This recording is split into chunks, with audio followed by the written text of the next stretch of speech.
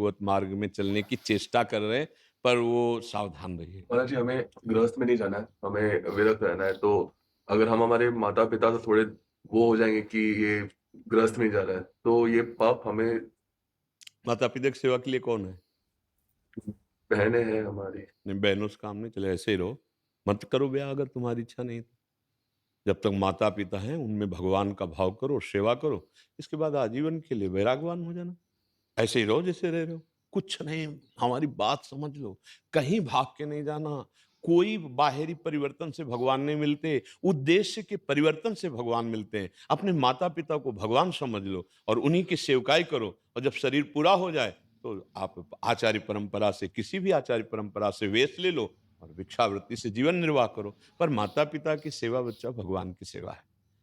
अब तुम विरक्त हो जाओ और बहनें सेवा ना करें तो बूढ़े माता पिता का ये जीवन फिर कष्ट। देखो, एक समय होता है जब हम अपनी बिल्कुल सेवा नहीं कर सकते, तब तक मेरी माँ ने सोच उठाई, अपना दुग्ध पान कराया, लघु शंका उनके ऊपर कर दी, तो उन्होंने कभी बुरा नहीं माना, हमारी सेवा करके इतना बड़ा किया। अब उनकी अवस्था आ रही है कि वो बिस्तर पर शौच कर सकते हैं, लघु शंका कर सकते हैं, वो स्वयं पानी नहीं ले सकते। अब हमारा नंबर आया है, अब हमको ये सेवाएं करनी है।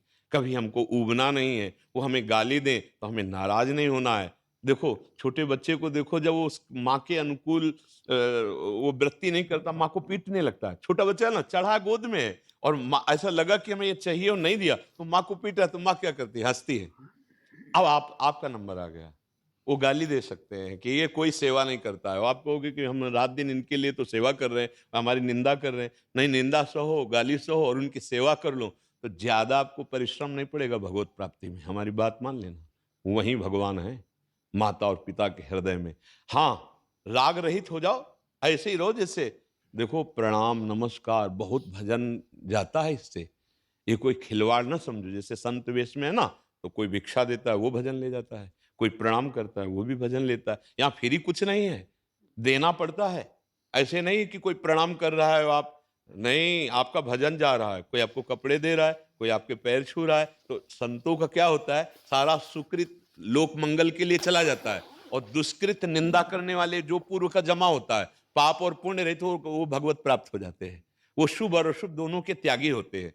तो आप गृहस्थ में आपको कोई प्रणाम नहीं करेगा, आपको कोई जान नहीं पाएगा, इतने बड़े भगत हो। आपकी पूंजी पूरी जमा रहेगी और अपनी मेहनत से कमाओ और माता पिता की सेवा करो, नाम जप करो। आगे चलकर विरक्त भाव प्रगट में ले लेना, अभी अंदर से विरक्त रहो। ठीक समझ रहे ना? भागना मत, माता पिता को छोड़कर मत भागना, अगर मेरी बात मानते हो। आजकल नए बच्चे सबसे बड़ा अपराध यही कर रहे हैं कि जहां माता पिता को अनुकूल करके संपत्ति लिखा ली, धक्का मार के बाहर कर दिया। तो तुमको भगवान ऐसी जगह धक्का मारेंगे कि तुम खड़े भी नहीं रहोगे। बहुत प्रचंड वो हैं, तिनकर काल रूप में भ्राता। दंड विधान करने वाले बड़े न्यायाधीश भगवान है, वहां कोई घूस नहीं चलती है। और वो जब दंड विधान करते हैं तो फिर सह पाना बड़ा मुश्किल होता है। हमें लगता है अगर हम गृहस्थी में ठीक से चलें तो बिना किसी तपस्या के भगवत प्राप्ति हो जाएगी।